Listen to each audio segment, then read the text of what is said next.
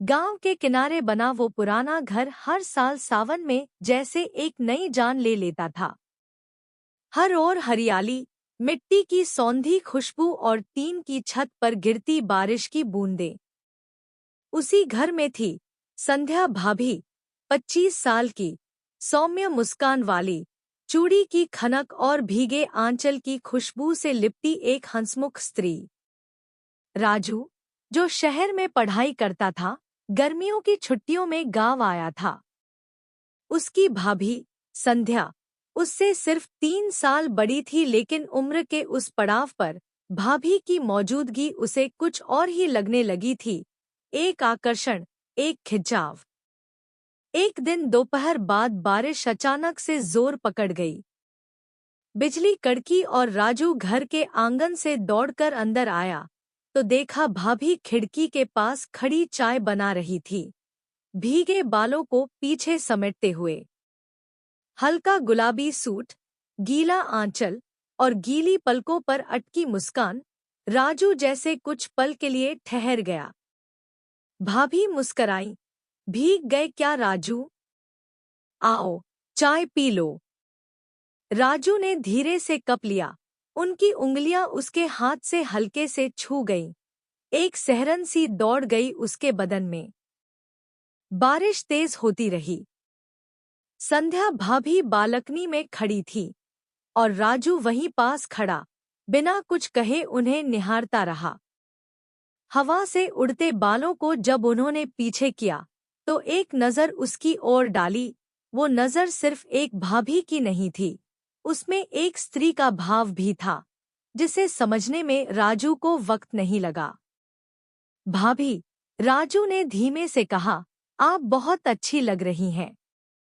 भाभी ने हल्का सा मुस्कुराते हुए कहा, बारिश सबको थोड़ा बदल देती है राजू। वो पल, वो नज़दीकियाँ, वो अनकहे जज्बात, सब कुछ बारिश के बहाने गहराता चला गया। कोई सीमा लांघे बिना भी दोनों के बीच कुछ ऐसा बन गया जो शब्दों में नहीं कहा जा सकता था। अगले दिन शाम को बारिश फिर से शुरू हो गई थी। आसमान बादलों से भरा हुआ था और हवा में ठंडक घुली हुई थी। राजू बरामदे में बैठा हुआ किताब पढ़ने की कोशिश कर रहा था, पर मन कहीं और भटका हुआ था। खिड़की की उस ओर, जहां भाभी कपड़े समेट रही थी, हवा उनके पल्लू से खेल रही थी और हल्की बारिश की फुहार उनके चेहरे पर गिर रही थी। राजू ने खुद से कहा, मैं ये क्या सोचने लगा हूँ? ये तो गलत है, लेकिन दिल को समझाऊं कैसे? तभी भाभी ने पलटकर उसे देखा और मुस्कुराई। फिर से भीगने का मन है क्या? आज तो हवा भी ठंडी है, जरा संभल कर। राजू ने हंसते हुए कहा, अगर आप पास हो तो ठंड लगने का डर नहीं रहता भाभी। भाभी कुछ पल चुप रहीं, फिर अपनी भीगी पलकों से उसे देखा। उस नज़र में हंसी भी थी, उलझन भी, और कहीं ना कहीं वही अनकहा आकर्षण भी। रात का खाना सबने साथ में खाया। घर के बाकी सदस्य जल्दी ही अपने कमरों में चले गए। बिजली चली गई थी और अब सिर्फ मोमबत्ती की लौ और बाहर गिरती बारिश की आवाज थी। भाभी रसोई में बर्तन समेट रही थी और राजू चुपचाप पास आकर खड़ा हो गया। भाभी, आप थक जाती होंगी ना? राजू ने पूछा। भाभी ने पल भर को उसकी ओर देखा, फिर कहा, थक तो जाती हूँ, लेकिन कोई हो जो थकान बांटे तो सब आसान हो जाता है। राजू ने धीरे से कहा, काश मैं वो हो पाता।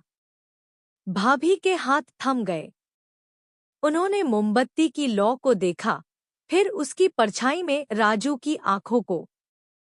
चंद सेकंड तक खामोशी रही और फिर भाभी ने बहुत धीमे स्वर में कहा, कुछ रिश्ते बिना नाम के भी बहुत कुछ कह जाते हैं राजू। बस उन्हें शब्द ना दो, वरना वो टूट जाएंगे। उस रात बहुत कुछ कहा गया, बिना बोले। उस सन्नाटे में दो दिलों की धड़कनें, एक दूसरे को सुन रही थी।